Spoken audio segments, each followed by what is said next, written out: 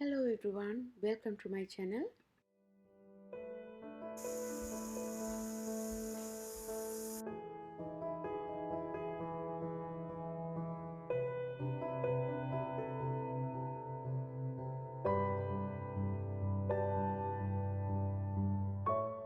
குராக்கன் உங்களுக்கு தேவையான அளவு எடுத்துக்கொள்ளுங்க.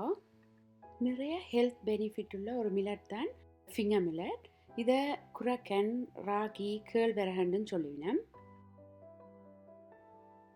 குராக்கனை மாவை அரைக்கிறதுக்கு தண்ணி விட்டு ஊற வைக்க தேவையில்லை. கழுவி போட்டு வெயிலில் காய வச்சு எடுத்தா காணும்.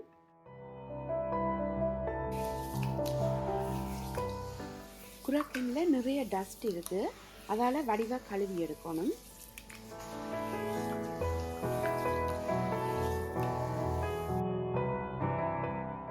தேர்ட் டைமாக கழுவி கொண்டிருக்கிறேன்.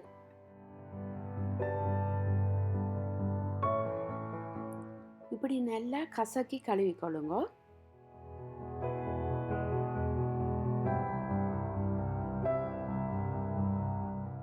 இப்போ 4வது தரம் கழுவிட்டேன். இப்போ தான் தண்ணி க்ளீனாக வந்திருக்குது. தண்ணி இல்லாமல் வடித்து எடுத்து வச்சிருக்கிறேன்.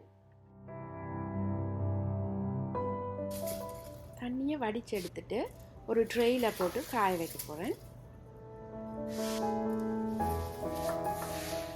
கடையில் உள்ள குராக்கன் மாவை வாங்கினீங்கன்னா சில நேரம் அதில் வேறு மாவையும் மிக்ஸ் பண்ணியிருப்பேன்.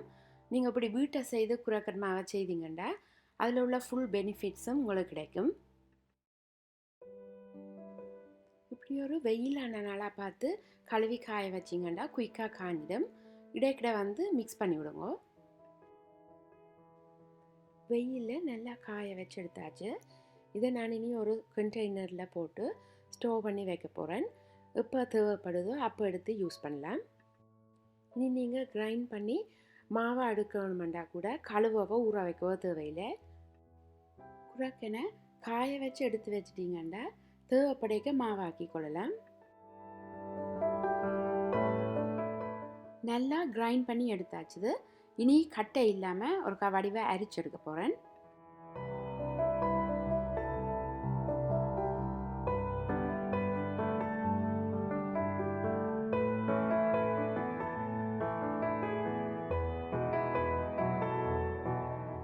ராகி மாவில் நிறைய calcium, protein, vitamins and minerals இருக்கிறபடியாக நீங்கள் வேறு மாவில் சாப்பாடு, புட்டு, இடியப்பம் அப்படி செய்து சாப்பிட்றதுக்கு பதிலாக இந்த ராகி மாவில் சாப்பாடு செய்து பார்த்தீங்கன்னா நிறைய ஹெல்த் பெனிஃபிட்ஸ் இருக்குது.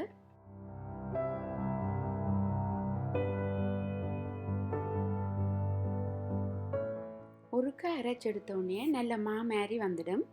இப்போ நான் ஒருக்கா தான் கிரைண்ட் பண்ணி எடுத்தேன். இப்போ பாருங்க, இவ்வளவுதான் வேஸ்ட் வந்திருக்குது.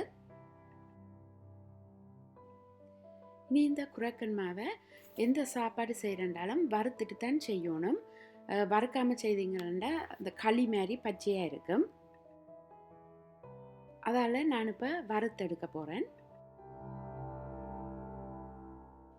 குராக்கனை மாவாக்கிட்டு ஸ்டோர் பண்ணி வைக்க போகிறீங்களேன்னு சொன்னேன். இப்படி வறுத்து நல்லா ஆற வச்சுட்டு தான் கண்டெய்னரில் போட்டு வைக்கணும்.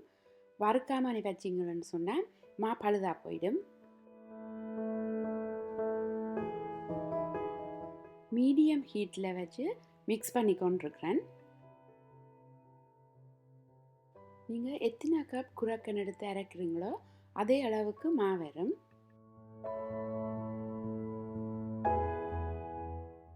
நான் 2.5 கப் மா எடுத்து வறுத்து கொண்டிருக்கிறேன். சரியாக 15 மினிட்ஸில் வறுபட்டுட்டுது. நீங்கள் கூட மா எடுத்து வறுத்தா கூட நேரம் எடுக்கும்.